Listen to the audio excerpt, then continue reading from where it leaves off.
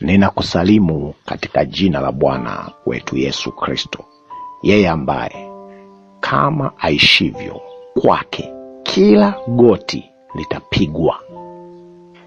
Bwana ni mwema sana, na awe mwema kwako, na kwa wema wake leo anakuletea neno la Zaburi. Zaburi 25 na ule mstari wa 11.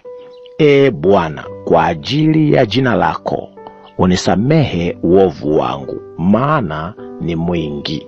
Karibu katika somo la leo. Linasema Mungu kukataa kukusamehe ni kulikataa jina lake. Tuombe. Asante Mungu, maana saa hii unakwenda kuachilia maarifa, ufahamu, nguvu katika neno lako, ambalo kwalo mtoto wako huyu anayesikiliza atakapolisikia Bwana litamuinua juu na kumvuta karibu na msalaba wa Kalvari, naye Bwana ataokolewa katika jina la Yesu Kristo. Amen. Moja ya kigezo cha ajabu sana kwa nini uombe msamaha na uamini ya kwamba umesamehewa kila unapomwomba Mungu msamaha ni jina lake. Yaani jina lake ni kigezo, ni kivutio cha msamaha, cha kwenda kwa toba kwa Bwana.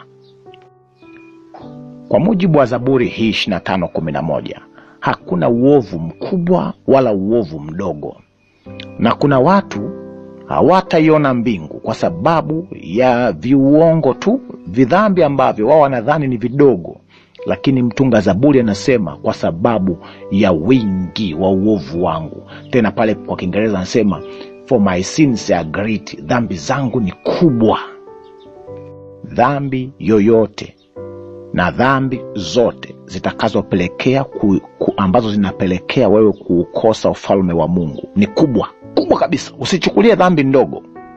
Hivyo neno la leo linakutaka usifiche dhambi, usizihafifishe dhambi zako, usizidogoshe na kuzifanya kuwa za kawaida. Ngoja nikupe hii. Kuanzia leo jenga tabia ya kuiona dhambi yako ni kubwa, maana itakukosesha ufalme wa Mungu. Usiifiche, maana hautaitubia ukiyafifisha, na wala usijitetee.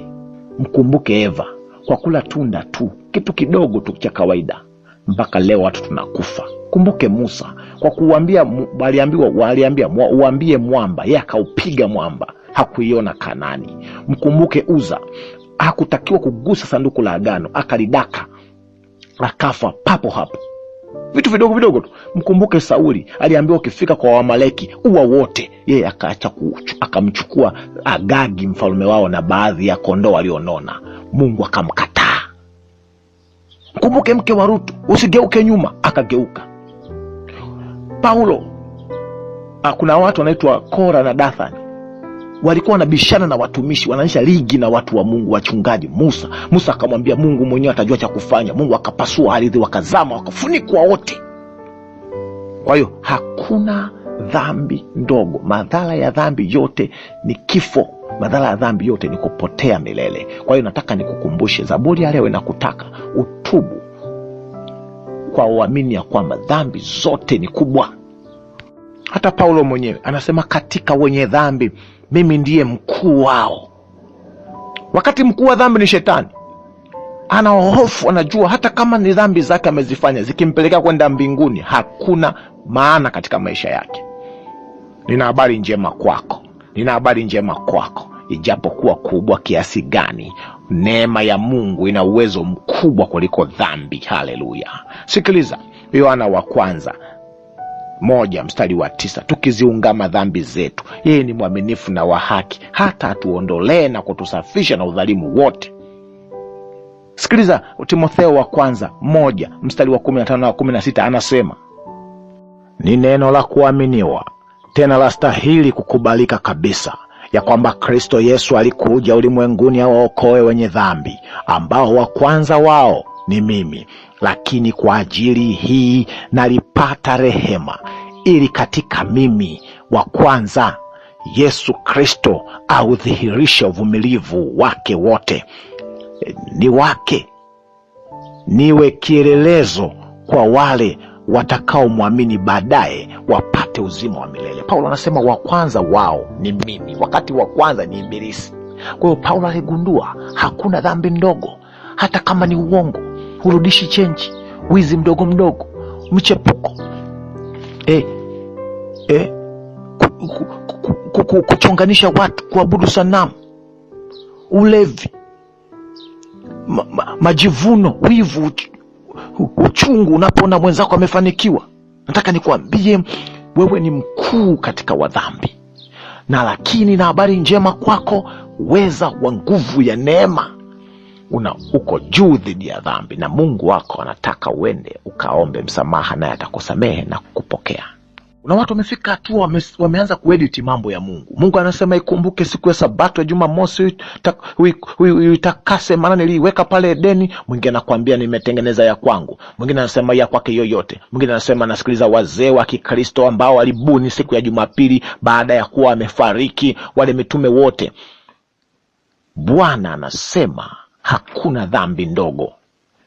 Mwingine anasema nimewahi kuua, nimewahi kuwekea sumu watu, lakini hiyo ilishapita. Mungu mwenyewe anajua. Omba msamaha, usamehewe ndugu yangu. Jina la Mungu ni Mungu mwenye msamaha. Kwa nini Daudi anasema kigezo cha kusamehewa kwake ni jina la Mungu? Kwa sababu jina la Mungu linataja msamaha ndani ya. Katika definition ya jina la Mungu kuna kitu kinaitwa msamaha. Kwa hiyo Mungu akikataa kusamehe analikana jina lake mwenyewe, tena kitu ambacho hawezi kukifanya. Kwa hiyo hauwezekani Mungu asimsamehe mtu. Ndio maana nikakwambia jana ya kwamba vyote Mungu anaweza akachelewa kukupa, ila msamaha ni papo hapo. Na hapa ninakemea viongozi wote wa kiroho ambao wamejipa uhungu na kusema eti wao wana uwezo wa kufungia dhambi za watu, hivyo hawawezi kusamehewa bila vibali vyao. Wale ambao mpaka mtu asamehewe aende kwake. Huu ni upagani na ushetani. Swala la msamaha ni la Mungu peke yake, maana linahusu jina lake. Akija mtu kwako kusudi aombe msamaha, mwelekeze kwa Mungu, mshirikiane naye, ukamwelekeze kwa Mungu wake akamsamehe. Kwa nini? Katika kitabu cha Kutoka 34 mstari wa 6 na wa 7, Bwana akapita mbele yake akatangaza, Bwana, Bwana Mungu mwingi wa huruma, mwenye fadhili, si mwepesi wa hasira, mwingi wa rehema na kweli. Sikiliza vizuri la 7, mwenye kuwaonea huruma watu elfu, mwenye kuwasamehe uovu na makosa na dhambi, wala si mwenye kumhesabia mtu mwovu kuwa hana hatia kamwe. Bwana asifiwe sana. Bwana alipita mbele ya Musa akatangaza jina lake. Yeye ni mwenye kusamehe makosa, uovu na dhambi. Hakuna dhambi ambayo umeifanya ambayo haina uwezo wa kusamehewa na Baba Mungu wako. Pale msalabani, Kristo mwenyewe, Mungu mwenyewe alikuwa ndani ya Kristo akiupatanisha ulimwengu, na ndani yetu sisi watumishi ameweka neno la upatanisho ili tukutitie moyo, tukuhamasishe uende kwa Mungu wako ukaombe msamaha apate kukupokea. Sikiliza, yeye aliyeumba vijani vidogo vidogo sana kama mosi plant, vijidudu visivyoonekana kwa macho, microscopic organism, ndio huyo aliyeumba ulimwengu wote, majabali na majisayari makubwa sana yasiyoonekana, yaliyo mbali sana, telescopic bodies. Kwa nguvu ile ndio nguvu hiyo aweza kuwaokoa wenye dhambi wanaotubu kwa jina la Yesu Kristo, ambaye katika yeye vitu vyote vilivyoumbwa na vinavyoonekana, visivyoonekana juu ya nchi, ikiwa ni enzi, ikiwa ni usultani, mamlaka, vitu vyote viliumbwa kwa njia yake na kwa ajili yake, ambaye katika yeye tuna ukombozi, yaani msamaha wa dhambi. Haleluya. Unasema, mtumishi, hata mimi nimekuwa na tabia ya kubagua dhambi na kuficha zingine ndogo ndogo, siombei, nikaona ni kawaida kwa sababu watu naona wanafanya hivyo. Lakini pia nilipotoshwa na viongozi wangu wa dini Leo ninaomba msamaha kwa vyote nilivyotenda mbele za Mungu. Nataka nikuhakikishia kwamba usiogope kabisa. Mungu wako ni mwingi wa rehema na msamaha. Tuombe.